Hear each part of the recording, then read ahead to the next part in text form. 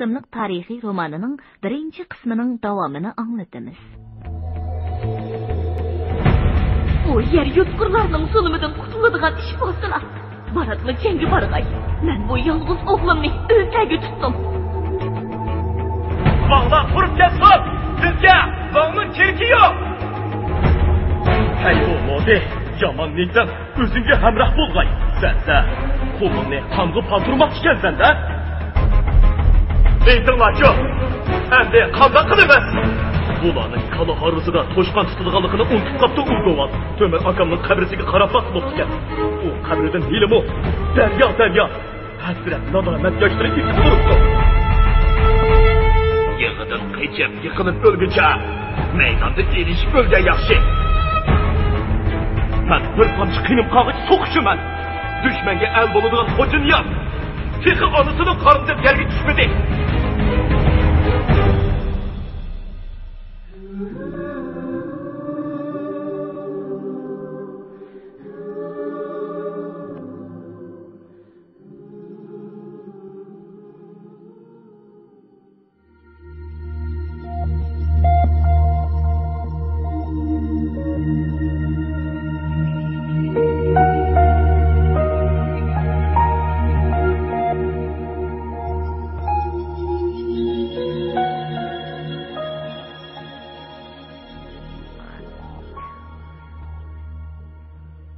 Malları, targaq süzgüç, ustırı pichaq, yip yingma, aynak, tugma, nasht yip, chiltak, kupa aqlik, choy, saranga, sham go'ji qatorliq narsalar edi. O'yinchoq bilan savdo qilib ketdi. Bir tas yigit o'zining yonida turgan qari cho'qir juvonga doritib chaqchaq boshladi. Hey, seni qara. Boyun bir g'irich bo'lgan bilan aqling 10 g'irich keladi jimo. Shopilning juvonlarini qardab ketibdi deb, ufpimi ag'a chiqibsan texi. Shuni deyman dag'an. Bu seyyari mal sotquchi dumbisida pal baqqandek o'zlariga o'xshashlarning tasbishini tushirishga ustirma ag'ash chiqibdi mana. Maydonda kulki ko'tarildi. Bu seyyari mal sotquchi uzun yillardan buyon shaharlardan yezibop mallarni ochiqib, tog' xalqining ehtiyojini ta'minlab yurgan. Chechak silishni biladigan Wang Bu degan Hanzu kishi bo'lib, Uyg'ur tilini xeyli obdan o'rganib olgan edi. Kishilar uni o'z ismi bilan atamay qora chechak deydi. Ba'zilarning aytishicha, qachondir bir zamonlarda kimdir biri uningga o'zing chechakchi bo'lgandan keyin opangning qo'sqida turibla belitingga chechak silib olgan bo'lsang, cho'qir bo'p tug'ilmayding. deb chaqchaq qildi. U mo qiziqchilik qilib, "Apam mening qar tug'ilib qolganligimni ko'rib, qizlar tegmay yurmisin" deb yuzimga bir itak chechakni sepib tashlabdi ekan. Shuningdan buyon bu odamga qora chechak degan laqab singib qoldi. Endi bizmo shu laqab bo'yicha uni qora chechak deb atamoqchimiz. Soda oyoqlashganda qora chechak yig'ilgan yung terilarni yig'ishtirib, Sali Durg'uning ho'ylisiga kirdi va Durg'uga deydigan muhim gapi borligini aytdi. Qora chechak g'azalanib o'tirib, Sali Durg'u uchun haqiqatan mubak muhim gaplarni qildi. Uning aytishicha, bugun atigan Jangjisaning uch yerigi uni yo'lda to'sib, targ'oq süzgüch, ufpa anglik, aynak, chiltak qatorliq mollardan bir munchasini tortib oldi. Qari chechak xafa bo'lib, "Nima? Sizlar xotin kishi bo'lib qoldinglarmi? Buning sizlarga nima lozimi?" deganda cheriklar kulishib ketib, "Oz kunda bizmi xotinlik bo'lamiz. Bu narsalar shuningga lozim." debdi. Qari chechak bu gapning ma'nosini so'raganda, bir cherik uning quloqiga shivirlab turib mundaq debdi: "Og'zingdan chiqarma. Fatihqinda Jangjisaga Sali Durg'uning qizini bo'lib kelamiz. Undan keyin Jangjisa hammamizning Chantolardan xotin tepib olishimizga ruxsat qiladigan bo'ldi." Qari chechak bu gapga ishonmay, "Pul bersangmi mayli, mundaq chaqchiqani qo'y" deganda yiliqi cherik, "Chin tutmasang, shu pulda 3 kun tur. Jangjisa Toshvilikdan yana bir band cherik og'ilib ketdi. U kelganda tomosha ko'rsan. Xohlasang, o'zingmi xotinlik bo'lib ol." Durg'am. Men bu tog'larda xeyli uzun yil yurdim. Sizlarning osh tuzni ko'p yedim. Biz qarindoshga o'xshaymiz. Bununla men chidayolmayman. Qumulda mening 2 qiz bolam bor. Kim uni ani qilsa, men chidayolmayman. Men uni o'ltirib o'taman. Sali Dorg'a qora chechakka ko'p rahmatlar aytdi va u xo'shishib ketgandan keyin darhol o'z yaqinlari bilan ba'zi yurt cho'nglarini yig'ib jiddiy maslahatlashdi. Shuningdan boshlab har kim o'zini qo'g'dash uchun tayyorlik qilishga kirishib ketdi. Uy-uyda o'rg'oq paltolarning qumtashqa surkilayotgan ovozlari anglanishga boshladi. Ba'zilar pichoq xanjarlarini nayza qilib saplashdi. So'pi margan Manglik Niyozni qaznaqa boshlab kirib, to'risining bir yerini ko'rsatdi-da, shu yerga qo'lingni tiq, deb bir tizini tutib berdi. Manglik Niyoz dadasining tizig'i dasab turib, to'risidan kigiz partisiga o'ralgan bir narsani sug'urib oldi va dadasining buyrug'i bilan uni o'ylig'i ochqib yechdi. Bahor quyoshining nurida vol-vol qilib ketgan qilich Manglik Niyozning ko'zlarini chaqnatib o'tdi. Al balam.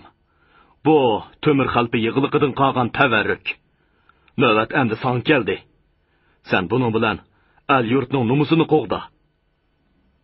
Manglik Niyoz qilichni lavlariga tekkizib, belak toshning yeniga mangdi va birdandan keyin uni to'nining ichidan mo'risiga esib olib, Sali Dorg'inikiga keldi. Darvoza oldida yiroqdan kelganligi belinib turgan bir necha ot bog'liqlik turardi. Hovlidagilar mehmonxonaning him yepilgan ishkiga qarashib jim turishdi. Nima gap? deb so'radi Manglik Niyoz o'z demak bir yigitdan. Yigit atigan nom, adaq, bay, xotintam, aridirik dorg'illarning kelganligini.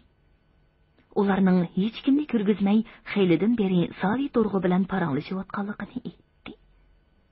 Bir hazodan keyin mehmonxonadan Qosim palvon bilan Sali Dorg'i chiqib keldi. Qosim palvon Manglik Niyozga kulib qo'yib, otlarning qishig'i mangdi va darhol etining beshini neriqi mahalla tarafga boradi. Sali Dorg'a mehmonlardan obdan xabar elinglar deb qo'yib, ichkarki uyga, ya'ni Niyozxon og'ichining qishig'iga aldirash kirib ketdi. Dorg'ining tuqqanlaridan biri mehmonlarning qishig'iga kirib ketib o'tib, Manglik Niyozga "Sanmi qarishpa" dedi. Manglik Niyoz uning orqasidan mehmonxonaga kirganda, obdan sho'rpilinib, manzillari qizirib ketgan mehmonlar soqol burtlarini silishib, o'rinlaridan turishyapti. Manglik Niyoz shu kuni oqshimigacha o'ziga tonish bo'lmagan bu mehmonlarning xizmatida bo'ldi. Gugum tushish bilan bu mehmonlarmu kelgan taraflarga ketishdi. Jangjisa tashviqdan qaytib kelgan kuni Qosim palvon Pishmoy sifat bilan uning oldiga kirib keldi. Jangjisa ular bilan og'zining uchida esalishib qo'yib, tamakisini qo'liga oldi. Tungchisi uningga saranga chiqib berayotganda Qosim palvon gap boshladi.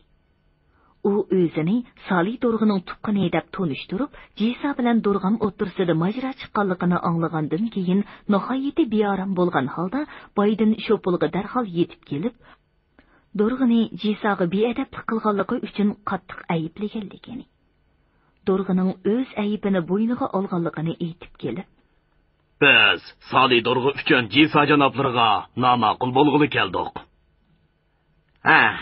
Nima bilan nomaqul bo'lmoqchi? Sali Dorg'a Jisa janoblarining aynisa qizga o'ylanish talpini bajo keltirdi. Buningga biz kepil. Qo'linglardan tilxat bera olamsizlar. Kepil bo'lgan kishi shunda qilmasa bo'lamdi. Jangjisa tungchisini darhol qalam qog'ozga buyurdi. Qosim palvonlar o'zlarining xat yozolmaydiganligini aytib, tungchining yezib berishini so'radi. Tungchi qalin samon qog'ozni oldiga qo'yib, qo'liga yung qalamni olganda, Qosim palvon mundoq dedi: Bizga kepil bo'ldik. Endi Jisa janoblari o'ylab baqsa, Levsi Jangning Sali Dorg'iga qo'ygan jarimonasini qanday qilsak bo'ladi ekan? Bu oson gap. Kuyovg'il bo'lgan kishi o'nchilik xizmatni qilmasa bo'lamdi. To'yni qachon qilamiz, ha? Qosim palvonlar qoida bo'yicha avval choy ichirish lozimligini aytib, to'y kunini shu chog'da belgilash taklifini qo'ydi. Jang Jisa 3 kun ichida choy ichirib bo'lishni talab qildi. Qosim polvonlar buningga rozi bo'ldi. Ondan Uyg'ur, Hanzu tillarida yozilgan tilxatga barmoqlarini besib berib, Jang Jisa bilan xo'shlashdi. Degandekla, 3-kuni aynisa qizga choy ichirilib, to'y kunimi bekitildi. To'yga yana bir hafta bor edi. Shu arada Sali Durg'i bilan Qosim polvon to'yning kam kutlarini rastlab kelamiz degan bahona bilan ora turikka berib, Abduniyoz Mirab, To'qson Qo'rmal, Baqi Niyoz Durg'i boshliq 10 necha kishi bilan maxfiy yig'ilish o'tkazdi. Bularning hammasi Shamaqsutning o'limidan keyin asli huquqlardan ayrilib qilayotgan o'rda amaldorlari edi. Faqat Abduniyoz Mirabla sobiq o'rdaning ushbegi degan mansibi bilan bir qism qurolli kuchlarini saqlab qolgan edi. Ular Jinshurun hukumatining siyosati puhrolarni qattiq norozi qilib etdi. Endi biz nima desak, xalq bizga agishidi. deb 12 tog' bo'yicha tangli qo'zg'olon qilish qaroriga keldi va qo'zg'olon kunini belgiladi. Shuningdan keyin Sali Durg'i bilan Qosim polvon Shopulga qaytib kelib, to'yga jiddiy tayyorlik qilishga kirishib ketdi. Bu kunlarda Shopulliklar orasida g'alati gap so'zlar bo'lib o'tadi. Ba'zilar Necha vaqtdan maydisiga mushlab, yo'g'on gap qilgan Sali Durg'ining endi suvdan chiqqan mushukka o'xshashib qolganini qaramamdigan. Mo'zayning yugurishi samonliqcha degan shu bo'ldi-da. desa, yana ba'zilar Hey, odam o'lmas, ko'zi to'ymas deb, mol dunyo deganning mehri shundoq yomon kam. Bo'lmasa Sali Durg'ining bu dunyoda nemisi kam? deydi. Ba'zilar Sali Durg'iga hissdoshlik qilib, Uningmi uvol bo'ldi. Jang Jisa degan muttaham qizingni ba'sangmi berasan, ba'misangmi berasan deb cheriklar bilan divaylab turib olsa, u qanday qilsin? Qizi bor odamning kuni tas. desa, yana ba'zilar Shumi gap bo'ldimi? Mana sana qiz deb, o mal onun qarnini yerib etib, bo'lg'uliqni ko'rgan bo'lsa, Jang Jisada cherkinlar ho'shini topgan bo'ladi. O chaqda Durg'amning qabrisidanmi gullar o'nib chiqqan bo'ladi. deydi. Sali Durg'ining uyidagilar, jumladan So'pi Margan bilan Manglik Niyozlar bo'lsa, go'yo hech ish bo'lmagandek to'y tayyorligi bilan mashg'ul edi. Biroq at to'y degan kechasidan boshlab Sali Durg'ining yaqinlari bilan Manglik Niyozga o'xshash yigitlar uyan buyan chepishib, borgan yerlardagi kishilar bilan pichirlashib so'zlashadigan bo'lib qoldi. Tang etish bilan tang mol so'yish, qozon esish, choy qaynatish, yulg'un tevilg'i notillardan zig' tayyorlash, guruch yuyish, sabzi to'g'rash qatorliq ishlar qizib ketdi. Atrof yurtlarga berib, sodisini tugitib kelgan qora chechak o'ylining burjigida kigiz bo'rilar bilan to'sib yasalgan vaqtlik oshxonada 4-5 ayolni ishqi selib, xilma-xil saylarni tayyorlashga kirishib ketdi. Ömrida bundoq saylarni yeyish turmoq, purqinimi purab boqmagan bu tog' ayollarining ba'zilari qora chechakning hunuridan hayron bo'lib, hongviqib qoladi.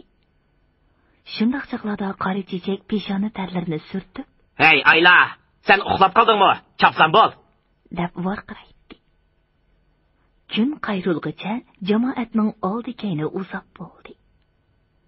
An'anaviy odatga xilof holda bu to'yga xotin qizlardan ko'p kishi aytilmaganligi uchun Sali Durg'a kelgan ketgan jamoatga Oldirab qoldik. Xudo xolisa, ati o'gin Ayla qizimizga boshqadan to'y qilib beraman, deb o'zri aytdi. Kun pechishga yaqin Jang Jisa 22 otliq cherigi bilan qiz ko'chirishga keldi. U bugun alohida yasinib kelgan edi. Amerikan o'tiki bilan qo'lidagi oq paligi, parqirab turgan bel tasmasidagi tapancha qipi ko'zga alohida tashlanib turadi.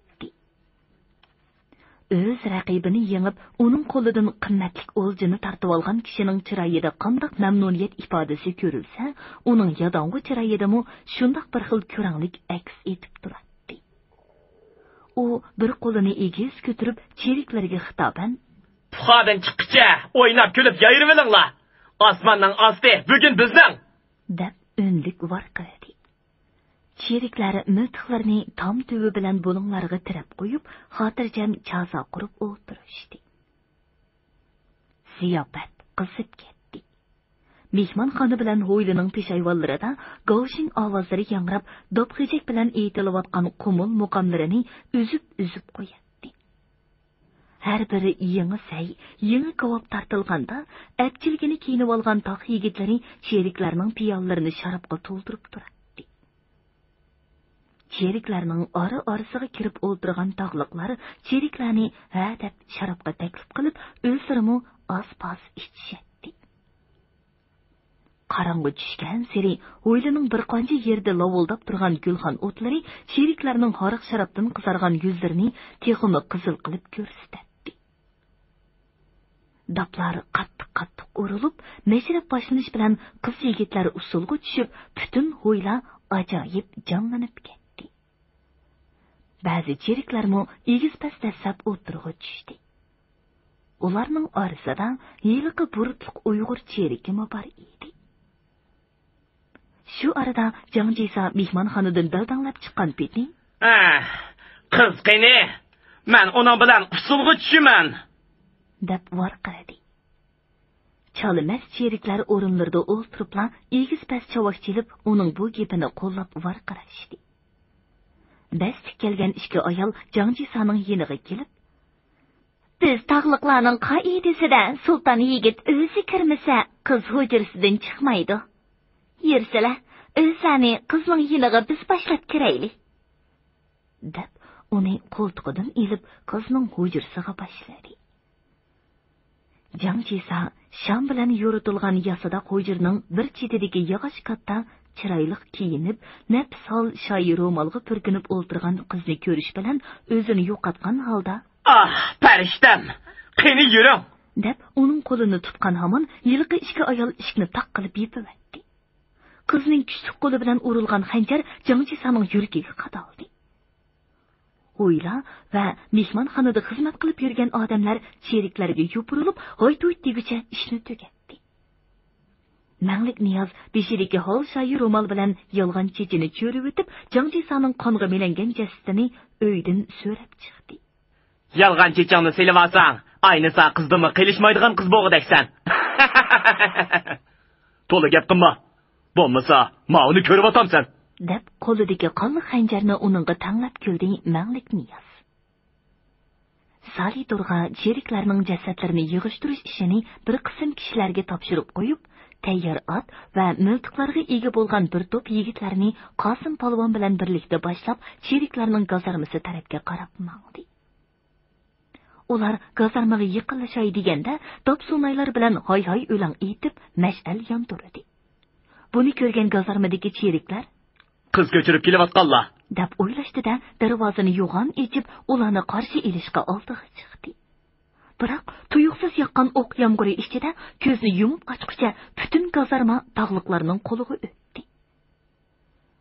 Gazarmaning orqa temidan tushib qechib ketgan ikki sherikni demaganda, shu puldagi 40 necha sherikning hammasi qirilib tugadi.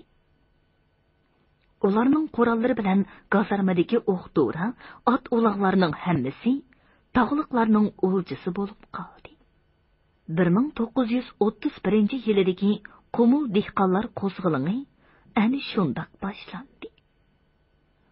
Bu yangi kalendar hisobida 4-oyning 12-kuni edi. Atsi tong etish bilan bir muncha odamlar egisiz qolgan gazarmani bulashqa boshladi. Ularning to'lisi ochliq omborlari bilan yem bo'g'izga tegish qilsa, ba'zilari gazarma uylarining eshik panjiralarini so'kish bilan band bo'ladi. Yana ba'zilari sheriklardan qolgan yotgan ko'rpa, chiniqacha va boshqa narsalarni ilishsa, hatto ba'zilar o'lchi talishib varqirishib qo'yadi. 40 yoshlarga berib qolgan ko'zi soqol, shodi-poychoq odam yugurib ketayotgan bir bolaga yetishib olib, uning qo'lidagi gullik javurni tortib oldi. "Hey, Kanto! Uzoq tortmagan Kanto! Sen to'xtab tur! Hep dadamga aytmasam seni!" degan peti yana gazarma tarafga mangdi. Bu odam qachondir bir zamonlarda bir necha qo'y o'g'irlab qo'ygani uchun Kanto laqabi singib qolgan Ho'shur degan kishi edi. Ba'zi kishilar uni yuzma-yuz turib Ho'shur Kanto daveradi. Umo buningga ancha pisand qilib ketmaydi. O'shirkanto bir bo'loq o'lchi bilan yiliqi gullik javurni qo'ltiqlab mahallaga kirganda 10-20 odam Jangjisaning do'kkanini bulayotdi. Do'kkanning mol sotquchisi 50lardan oshgan yog'oq yuz bir xanzu qonga milinib yotadi. Uning o'zidan xilili yosh ko'ringan xotini 5 yoshlardagi bir qiz bolani quchoqlab, bo'riga uchrab qolgan qo'zidek dir-dir titraydi. O'shirkanto birdan qarab turdi-da, ishtik berib xotini qo'lidan tutib so'radi. Ona bola tangli chirqirab yig'lashga boshladi. "Hey, uni nima qilmoqchisan?" deb aralashdi yiliqi tulum chashqan laqamlik semiz odam. U dumbisidagi tog'irining ig'irligidan bo'lsa kerak, qora targa cho'milib pushuldab turadi. Malni silaylinglar, xotin manga qolsin. Kambag'alchilik dastidan bu kamgacha uy o'choqliq bo'lolmaganimni bilasizlar-ku. Mava kantoni qara, o imonsizni qanday xotin qilibdan, ha? Buning bilan o'zlarining korilari bo'lmasin. O'zim iymonni yetkazib olaman. dedi O'shirkanto ayolni meng'ishqa so'rlab. Ayol uning qo'lidan chiqib ketishga tirishib, noni faryod qilayotganda tuyuqsiz etilgan bir pay o'q bilan hammaylan jimib, miltiq etilgan tarafga qarashdi. Taxminan 20 qadam nerida kelayotganlarning o'ttirisida Sali To'rg'a. O'ng tarafda Qosim polvon miltiqlarini egarning qishig'i kundilan qo'yib turadi. Sali To'rg'ning so'l tarafida Manglik Niyaz hozirli etilib bo'lgan miltiqini tutib, egarda tik o'ltiradi. "Qo'yibat uni!" deb varqirdi Sali To'rg'a. Ondan o'ngtay-to'ngtay qilib tashlangan do'konning oldiga kelib, shumshiyib turgan odamlarga mundaq dedi. "Hay, bu nima qiliq, ha? Kim sizlarni bekardan bekarga qon to'kib, bulonchilik qilinglar dedi." O'zlamo shuncha cherikni o'ltirdilar-ku. Biz bir Xitoyni o'ltirib, milin alsaq nim bo'pti? deb hurpaydi Shodi Pochaq biri. "Poq yema xuddi daloq. Cherik degan cherik. Bu qerida nima guna? Yigit bo'lsang, puhrani ani atmay, qo'lida miltiqi bor cherikka o'zini ko'rsat." "Voy, qiziq gap qildikanlar Dorg'am. Bu cherikning qilganlari ozmi? Bir pullik molni 10 pulga sotib, har yili jazoni qilib, bizni qarzga bo'g'yapti. Mana uning dang'isi. Buningga nimalarni pitib qo'ydi-ki, dexe, bu cherkin." U shundoq deb samon qog'ozda tuplangan ko'k toshli qilin daftarni Sali To'rg'aga uzatdi. "Ko'ydirib buni." dedi Manglik Niyozga qarab. Manglik Niyoz otdan sakrab tushib daftarni ko'ydirishga boshladi. Shu arada Sali To'rg'aning ko'zi yiliqi tulum chashqaniga tushib qoldi va etini uning oldiga devetib kelib, "Shuncha mol dunyolar turib, bulonchilik qilishga izzat tortmadilarmi? Numus. Ortiq davlat boshni yarmabdi." Niyatlar shu bo'lsa, sesiq paqini yutib berib, yerilib o'lgan yilonga o'xshib qolgudeklar. To'p ichidan yeni kulgi anglandi. Sali To'rg'a to'pga qarab mundaq dedi. "Bizning maqsadimiz odam o'ltirib, bulonchilik qilish emas, qarindoshlar. Biz zo'rliq, haqorat chidamay ko'tarildik. Pichoq so'ngaki yetdi emasmi? Savirning mo cheki bo'ladi-da. Mana ko'ryapsizlar. Shu pulni chereklardan qutuldirdik. Boshqa tog'lardagi chereklarmi bu kamgacha yig'ishtirilib bo'lgandi. Ammo Qumulda, Toshviliqda, Shinshinshada, Liusijangning necha ming cheriki tiqiga yoqdi. Endi bo'g'iliq bo'p bo'ldi. Gap shu yerga yetganda, u xuddi qiladigan so'zini topolmay qolgandek, sirq saqilini silab to'xtab qoldi. "O'tning teshida ko'ygandan, ichida ko'ygan yaxshi debdikan" deb gap qistirdi Qosim polvon. "Burunqida qora kunlar beshimizga yana kelmasin. Zulmdan biroqqa qutulayli desanglar, qo'linglarga qo'ral ilinglar. Miltiq yetishmasa, o'rg'oqmi qo'ral, tayoq to'qmoqmi qo'ral. Keyincha Liusijangning chereklari bizga yetib boshqicha miltiqni akilib berdi o'tegi. Ha, polgan to'g'ri aytdi. Ko'mir xalpa yig'iliqidimi shundoq bo'pti ekan. Necha ming cherekni jahannamga yo'llab ekan. Shamaqsud bilan Chandorining chereklarimi oz emaskan to'q. Ularni oqchiqsida toshdek yotqizib bizdek tog'liqlar emasmidi? Ammo tinch yurgan puhroga cheqilsang bo'lmaydi. Dunbisi sur ko'rganning hammasi bo'ri emas. Tog' o'chkisining mo dunbisi surg'u. Taifi ishgan deb, ko'rganli odamni o'ldirib, mol mulkini bulan-talan qilsak. O'ylab beqinglar. Qumulning o'zidagi qarindoshlarimizning holi nima bo'ladi? Taifilar ularning hammasini qirib etgaymi? Hay, Hoshirkanto, sen haddingdan to'la oshma. Hili dika, kallangni ilib, qo'lingga tutqizib qo'ymay, ha? Shundoq bo'lsa, qarindoshlar, qolgan gapni keyin qilishimiz. Andin Salidurga Manglik Niyozga qarab, "Al xotinni balasi bilan bizning uyga ippa." Kechqurun Salidurga qari chechakni mehmonxonaga chaqirib mundaq dedi. "Bir ot beray. Al xotinni qizi bilan mindirib, Qumulga akat. Birar tuqqini chiqib qola. O'zingmi jahon shunchalik gaqda Qumulga tinch berib ol. To'nimaydigan birari sangimi cheqilib qo'ymagan yana. Bu xalqning paylini ko'rib turibsan-ku. Endi tog'da tinchlik bo'lmaydi. Biz-ku kech-kunduz Xudodan tinchlikni tilab kelgan edik. Bu hukumat bizni tinch qo'ymasa, bizga nima amal bor deysan?" Qari chechak Salidurga ko'p rahmatlarni aytdi. Yiliqi ayol bo'lsa, texichilik hushiga kelolmay, bolasini quchoqlab murdadek qaytib turadi. Qari chechak Salidurg'ning gaplarini uningga o'rib berganda, u silib yig'lab, yerga tizlanib bosh urishga boshladi. Atsi Salidurg'ning buyrug'i bilan qurollangan ishga yigit ularni yurt ichidan omon eson chiqarib qo'ydi. Bu yigitlarning biri Manglik Niyoz edi. "Hay, man qara bolam. Sen ordida 1 yil qolgan bo'lding. Jang hunarlarini obdan o'rganding-ku deyman.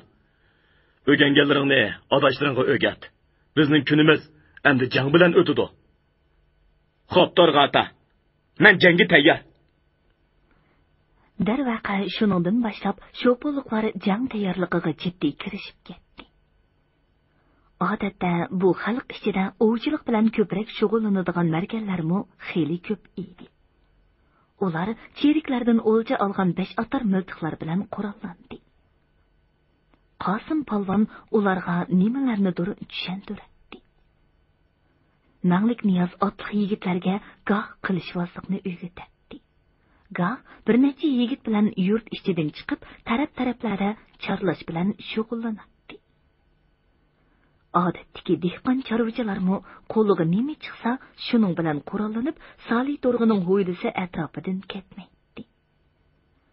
Shu arada tashviloqdagi cheriklar oldirab tenab ikki qaytim hujum qildi. Biroq nurg'un jasad bilan miltiqlarni qoldirib chekinib ketishdi.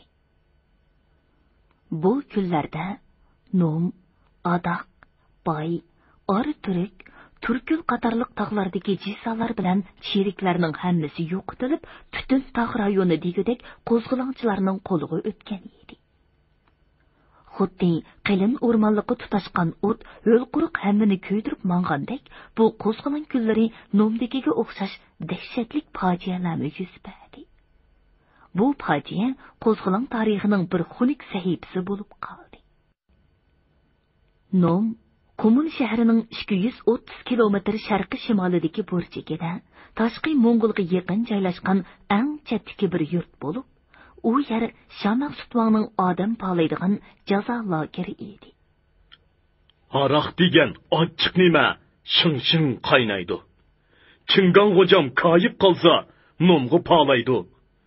Palasimi palasa, itib solmasa, cho'cho'ridak 5 bolamni yetim qo'ymasa" degan mashhur xalq qo'shiqi shu munosabat bilan chiqqan edi.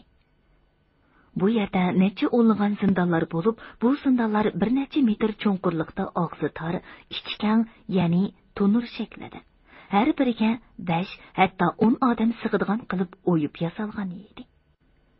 Ig'ir gunohkorlar bu zindonlarda chirib tugaydi. Gunohi yeniklar kechasi zindonga tashlanib, kunduzi Vangning terilg'i yerlarida ig'ir emgakka silanadi. Nom atrofdagi yurtlardan 5 bayovollar bilan ayrilib turadigan orol shakldagi joy bo'lg'achqa, zindonga tashlanmaydigan gunohkorlarmi u yerdan osonlikcha ketolmaydi. Jazo muddati to'shqicha tirik qololganlarning ba'zilari o'z yurtlariga qaytsa, ba'zilari Vang beklarining ko'zidan yiroqroq turish niyatida shu yerda yerlashib qoladi. Hatto shahar va yezilarda alvan yasoq, yo'qsizlik, jazoni dastidan qarzga bo'g'ilib, uningdan qutulolmas holatga yetganlarmi nomga qechib kelib panohlanadi. Nom xalqining asosiy qismi zulm o'chqida to'lib kuyib, bag'ri kavob bo'lib ketgan ana shunday kishilar bo'lg'achqa, diqqat bilan ko'zatsangiz, ularning ko'zlarida qandoqdir o'ch adovat, qisos va isyon o'tlarining lovuldab turganligini. Ruhiy holatimi g'alitirak, ya'ni mijazi chus ham qaram ekanligini cho'qim bayqagan bo'ladingiz. Shuning uchun bo'lsa kerak, bu yerga do'rg'i bo'lganlarmi odatda ular bilan ancha-muncha hisoblashib ish qilishga majbur bo'ladi. Yang Songshin va uningdan keyingi Jinshurin hukumatlari 1928-yili atiyozda Shah Maqsudning polish kasalligi bilan yetib qolganligidan foydalanib, Qumul diyorini bevosita o'z hukmronligiga elish niyatini ishga oshirishga kirishdi. 12 taqqa jisa qo'yib, do'rg'ilarning imtiyozlarini cheklash ana shu niyatni ishga oshirishning oldingi shartlaridan biri edi. Shah Maqsudning o'limi dal buning amalga oshishiga yaxshi fursat bo'ldi. Yezlarda yerni mo'g'i elish bilan tang tog'lardagi temir chorva tuzumi amaldan qoldi. Nomga odam palaydigan ishmi tugadi. Bu xalq uchun zo'r xushallik edi. Biroq nomning jisasi Shi Jinsung zo'rlik simbolik qilishda shopuldagi jangji sadin muashirvatdi. U Jinshurinning buyrug'i bilan nomga o'rinlashtirilgan 80 necha o'ylik gansolik ko'chmanga eng munbat yerlarni elib berganning ustiga ulardan elinadigan yer bejini 2 yil kechiktiradigan bo'ldi. Yerlik xalqni ularga at-uloq, terilg'i saymonlari yetkazib berishga majbur qildi.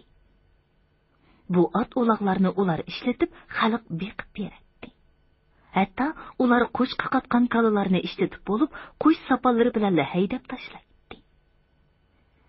Egillarning uyiga berib bo'lguncha, bu kalalarning ta'sirlari ozganlarga bo'ynidagi qo'sh sapallar bilan putlashib, yiqilib nakar bo'ladi.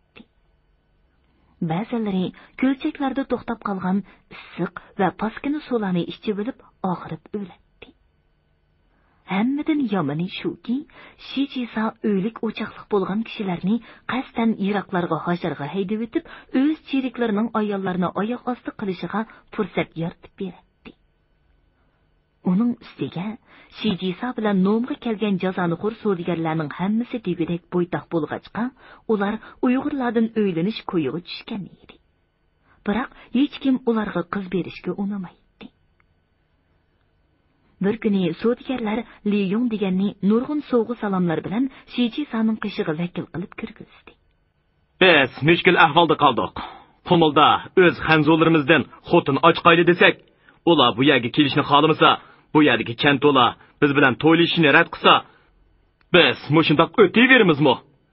Uning ustiga bu yerning yurt cho'nglari do'rg'i bilan yepini bir qilib, sodida biz bilan put tepishiyotdi. Qumuldan o'z oldiga mol chiqib, bizning sodimizni kasod qilib qo'ydi. Jisa janoblariga ma'lum, biz faqat sodi bilan biyotgan edik. Buning sizga foydasi tegayotdi. Endi yo o'ylik o'choqliq bo'la olmasak, yo burunqidek beyish imkoniyati bo'lmasa, bizga bu yerda nima bor? Bu ishlar hal bo'lmasa biz ketamiz. Biz turmoq, chereklarimiz-mo oxir qechib tugaydi. O'zingiz yolg'iz qolasiz. Meningmi beshim qotdi. Qani, yaxshi maslahatingiz bo'lsa, aytib boqmamsiz. Bu oson gap. dedi Li Yong Shijisaga asta pichirlab. Bizga to'sqinlik qilayotganlar Sali do'rg'i boshliq yurt cho'nglari. Biz ularni ujuqtirib olsak, puhra degan cho'ponsiz qolgan padiga o'xshib qoladi. Qayoqqa haydasangiz, shu yoqqa mangida emasmi?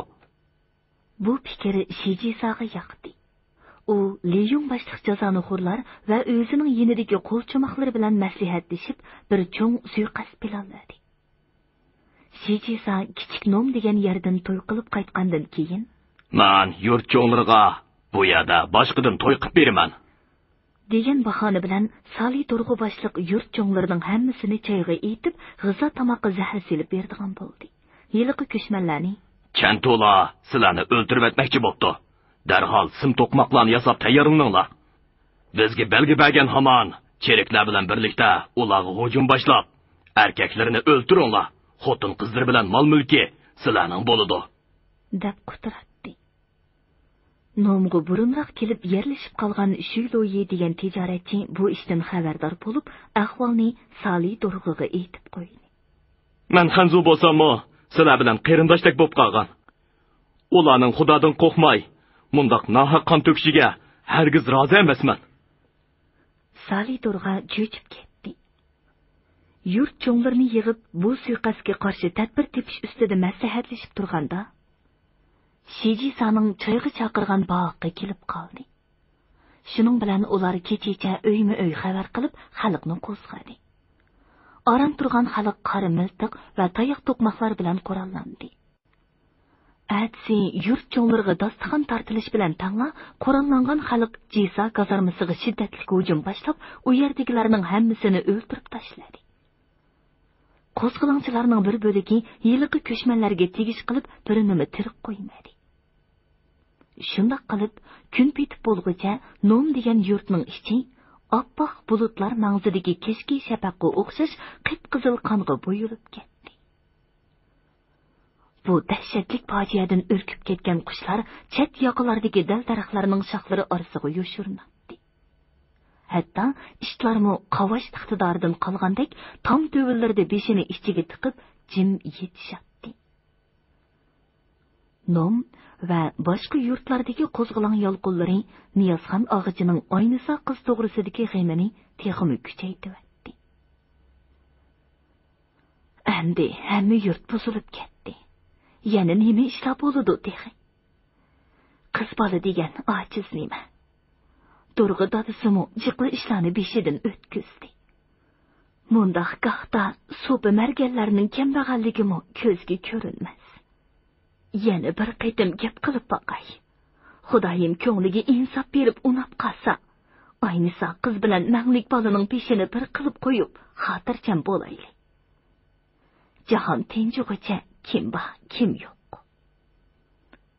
U ana shu xayollar bilan al-yatarga yaqin Sali Durg'ining qishig'i kirdi.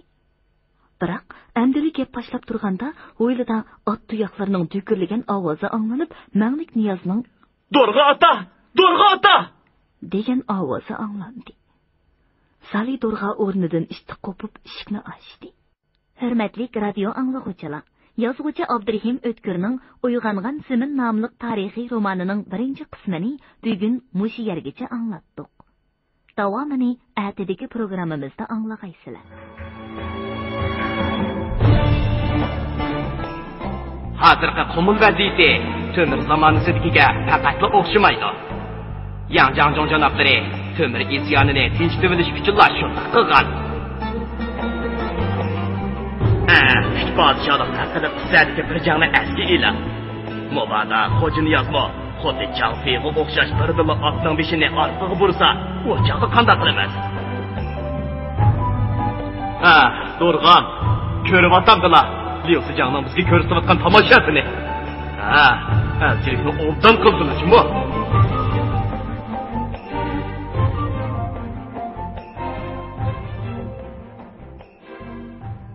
Bugungi programmamizning diktorlari Dilnigar Hasan, Salihjon Ro'zahoji, Mahira Abdurashid.